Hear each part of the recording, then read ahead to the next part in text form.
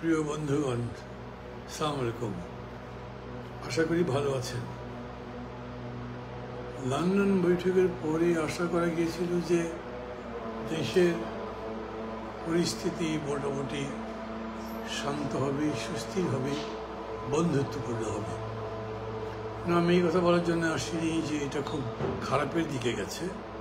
নিশ্চিতভাবেই যে বরফ জমাট বেঁধেছিল সেটা গলতে শুরু করেছে, কিন্তু এই বরফ গলা পানি চলতে এখানে করে বাধা তো পড়তেই পারে। এরকম কিছু কিছু ঘটনা ঘটছে। ইতিমধ্যে কোনো কোনো রাজনৈতিক দল প্রশ্ন করেছেন লন্ডন বৈঠক একটা দলের পক্ষপাতিত্ব করা হয়েছে, একটা দলকে বিশেষভাবে সুযোগ, ফোকাস দেওয়া হয়েছে। কথাটার মধ্যে হয়তো পয়েন্ট আছে। সেই আলোচনা আমার মুখ্য নয়, এই জন্যই যে আমার কাছে জমাট বাঁধা বরফ গলাটা বড় পয়েন্ট ছিল। বাকি বরফ গলা পানি কোথাও একটু একটু যদি বাধাগ্রস্ত হয় সেটাও পয়েন্ট, কিন্তু সেটা পয়েন্ট বাড়াচ্ছি না।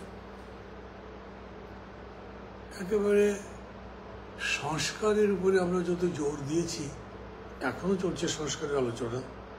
গতকাল এবং আজকে মিলে দুই দিন দ্বিতীয় দফা সংস্কারের আলোচনা চলেছে। জাতীয় ঐকমত্য কমিশন বসেছে, তাদের সাথে আগামীকালকেও বসবে। সেখানেও কি ফলাফল হয় সেটা দেখার বিষয় আছে। একটা দুইটা ক্ষেত্রে অগ্রগতি তো হয়েছে, বিশেষ 70 অনুচ্ছেদ ব্যাপারে অগ্রগতি হয়েছে। কিছু কিছু স্ট্যান্ডিং কমিটির চেয়ারম্যান বিরোধী দলদের দেওয়ার ব্যাপারে একমত হয়েছে। এইরকম করতে করতেই যাচ্ছে। আর যেগুলো প্রশ্ন হয়েছে সেই প্রশ্নগুলোরও হয়তো জবাব দেওয়ার চেষ্টা করা হবে। অনেকেই প্রশ্ন করেছেন আসলে লন্ডনে যে দুই নেতা মিলে বসে কথাবার্তা বলেন, তাদের কথার মধ্যে কি হয়েছে সেটা তারা জানা যায়নি, সেটা জানবার কথাও না। যখন তারা দুজন একান্ত বৈঠকে বসছেন তখন সেটা বাইরে তারা প্রকাশ করবে, সেই জন্য তো নয়। তারা মনে করেছেন তাদের মধ্যে কোনো সমঝোতা হয়ে যাওয়া উচিত, যেটা সময় প্রয়োজনে তারা প্রকাশ করবে এবং তাতে যাত্রাপথ আরও সুগম হবে। আমরা তার জন্য অপেক্ষা করব। কিন্তু একটা প্রশ্ন বোধহয় করা যায়, ধরেন বিএনপির পক্ষ থেকে প্রধান দাবিটা কি ছিল নির্বাচনের সময়? নির্বাচনের সময় ব্যাপারে আমরাও একই কথাই প্রায় বলেছিলাম, কিন্তু দাবির আকারে আন্দোলন করে ফেলবে এরকম করে বলিনি। এটা ওনারা বলেছেন এবং সরকারও মনে করেছেন নির্বাচন ঘোষণার পরে একটা আন্দোলন কর্মসূচি হয়ে গেলে সেটা কেমন হবে, বরঞ্চ বসে কথাবার্তা বলে নিষ্পত্তি করি। সেই নিষ্পত্তি করার ব্যাপারটা ঢাকায় বসে কি করা যেত, বা ঢাকায় এমন কোনো ব্যবস্থা করা যেত যারা সবাই মনে করতে পারে যে আমাদেরকেও জিজ্ঞেস করা হয়েছে, কথাবার্তা বলেছে, আমাদের সঙ্গে কথা বলে ঠিক করা হয়েছে, তারপরে লন্ডনে হয়েছে, হতে পারত। সেটা করা হয়নি। কিন্তু তার জায়গায় সরকার পক্ষ একেবারেই মনে হয় একপাক্ষিক আছে। একটা যৌথ বিবৃতি গেল কেন সেটা নিয়েও কথা উঠেছে। আমি মনে করি সেই প্রশ্ন উঠতে পারে, কিন্তু কি গিভ অ্যান্ড টেক? বিএনপির পক্ষ থেকে দাবি করা হচ্ছিল যে সময়টা ওটা হবে না, তারা ডিসেম্বর চাচ্ছিলেন। এখন হয়তো সরকার পক্ষের কথার প্রেক্ষিতে তারা মেনে নিয়েছেন, ঠিক আছে ফেব্রুয়ারির মাঝামাঝি। সরকারের কিছু চাইবার ছিল। সরকার কি চায়? তারা তো সবসময় বলছে, বিশেষ করে প্রফেসর ইউনূস বলেন এমন একটা নির্বাচন হবে যে নির্বাচনের আগে কখনো বাংলাদেশে হয়নি। সেই নির্বাচনের জন্যে সহযোগিতা, গ্যারান্টির কথা বিএনপিকে বা তিনি যাদের সাথে কথা বলেছেন তাদেরকে বলেছেন? মনে হয় না। নেগোসিয়েশনে প্রফেসর ইউনূস খুব কি ভালো আমি জানি না, তার এমন একটা ইমেজ গড়ে উঠেছে, এখন তার ভুল ভ্রান্তিগুলো তো ঢাকা পড়ে যায়, কেউ দেখেও না, দেখবার কথাও না। এত বড় মাপের কাজ করলে ছোট ছোট জিনিস কে দেখে? কিন্তু এইখানে রাজনীতিতে পুঙ্খানুপুঙ্খ বিশ্লেষণের কখনো কখনো প্রয়োজন হয়। আর সেই বিবেচনা থেকেই বলছি, উনি ফিরে আসবার পরে এবং আগে থেকে ঢাকা সিটি কর্পোরেশনে যে পরিস্থিতিটা তৈরি হয়েছিল সেটা কেন চলতে থাকলো? এবং এখন তো এরকম একটা পরিস্থিতি হয়েছে, আমি জানি না এটাকে কীরকম করে ব্যাখ্যা করা যাবে। এটার আইনি ব্যাখ্যা কি, এটার যৌক্তিক ব্যাখ্যা কি, এ সম্পর্কে সরকার কি বলে? কিছু বলেনি। বিএনপি দলগতভাবে কি বলে তাও বলেনি। অথচ ঘটনাটা ঘটছে প্রায় জবরদখলের মতো মনে হচ্ছে। মুশকিল। জবরদখল শব্দটা বললাম, এটা বললেও প্রশ্ন থাকতে পারে, কারণ ঈশ্বর আমাদের সন্তান তুল্য। তার পিতা সাদেক হোসেন খোকা সহ আমার নামে মামলা ছিল, যার জন্যে 2 বছর জেল কেটেছি। একেবারেই তৈরি করা 12টা একটা মামলা। তার পুত্র সংগ্রাম করছেন, আন্দোলন করছেন, তার প্রতি পূর্ণ সমর্থন আছে। কিন্তু তারপরেও আজকে আমি দেখলাম ডেইলি স্টারে সম্পাদকীয় লেখা হয়েছে, এইরকম করে প্রায় জবরদখলের মতো সিটি কর্পোরেশনের মেয়র নিয়ে নেওয়া যায় কি? এই প্রশ্নের জবাব কি? আমি সাধারণত দল যখন কোনো কাজ করে জোটের মধ্যে থাকলেও দলের যে ব্যাপার তার মধ্যে প্রশ্ন করতে চাই না, কিন্তু আমি জানতে চেয়েছিলাম এটা সম্পর্কে দলের ব্যাপারটা, দৃষ্টিভঙ্গিটা কি। আমি শুনেছি যে 1-2 দিনের মধ্যে তারা এই প্রশ্নটার সমাধান করে ফেলবেন। আমিও তাই আশা করি যে স্ট্যান্ড অফ তৈরি হয়েছে, অচলাবস্থা তৈরি হয়েছে, এটা ভালো হচ্ছে না।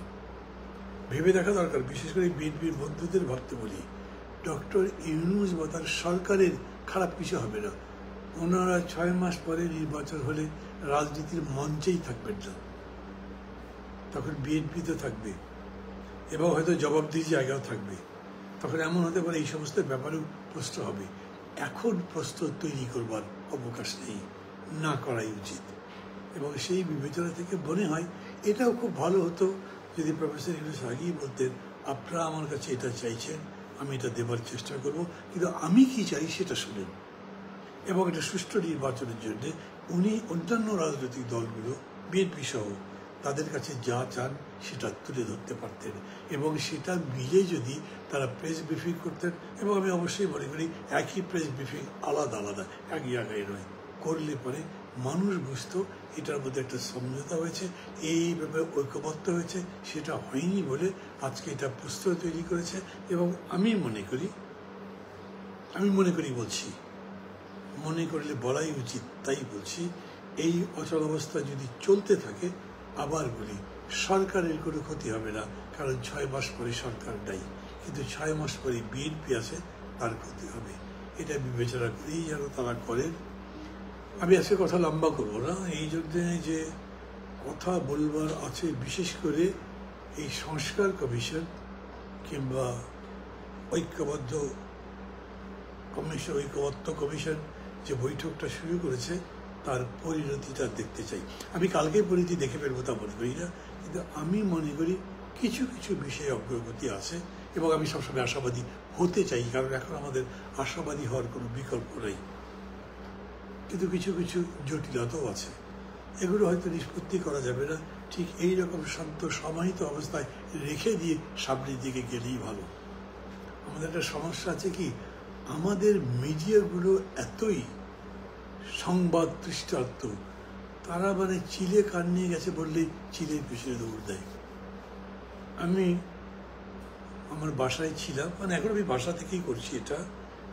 আমাদের একজন সহযোগী, একজন ব্যারিস্টার ভদ্রলোক ফোন করে আমাকে বললেন, আজকে তো সংস্কার কমিশনের বৈঠকের মধ্যে গোলমাল হয়েছে। কি ব্যাপার বলেন তো? আমি জানি না। উনি আমাকে একটা ভিডিও পাঠালেন, ভিডিও দেখলাম। মানে এটা এক পক্ষ একটু উত্তেজিত কথা বলছেন দেখলাম, আর এক পক্ষ তো নাই। এই একটু আগে আমার কাছে আমাদের যে 2 জন প্রতিনিধি গেছেন, মঞ্জুর কাদের এবং সাকিব আনোয়ার, ওরা এলেন। আমি আগেই তাদেরকে ফোন করেছিলাম।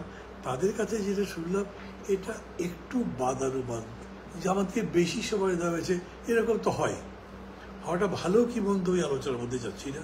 বিএনপিকেও বেশি সময় দেওয়া হয়, বড় দলকে সরকার একটু খাতির করে, বড় মানুষকে সাধারণ মানুষ খাতির করে, এরকম হচ্ছে। এইটা একটা বিরাট কোনো মতান্তর, কোনো ঝগড়াঝাটির মতো কোনো বিষয় না। আমি আবার বলি, আমাদেরকে পয়েন্ট বাড়ানো চলবে না, আমাদেরকে ওই মানে কাদা খুঁচে খুঁচে গন্ধ বের করবার দরকার নেই। আমরা একটা ইতিবাচক দিকে যেতে চাই। আমরা জানি চ্যালেঞ্জ আছে, আমরা জানি এর মধ্যে ক্লেদ আছে, আমরা সেগুলো সরিয়ে সামনে যেতে চাই। এই সরাবার ব্যাপারে আবার সবাই ঐক্যবদ্ধ থাকতে চাই। সেই বিবেচনা থেকেই আমি মনে করি যে আমাদের মত পার্থক্য সত্ত্বেও, ভিন্নতা সত্ত্বেও, যে ঐক্যবদ্ধতার চিন্তা গণতন্ত্রের সোপারে পা দেবার, সেই দিকে লক্ষ্য রেখে কাজ করা উচিত।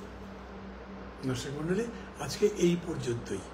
আগামীকালকে ঐক্যবদ্ধ কমিশনের বৈঠক যদি শেষ হয়ে যায়, তার ফলাফল দেখে আবার আমি বা আমরা আমাদের কথা আপনাদের কাছে বলবো। ভালো থাকবেন, ততক্ষণ পর্যন্ত খোদা হাফেজ।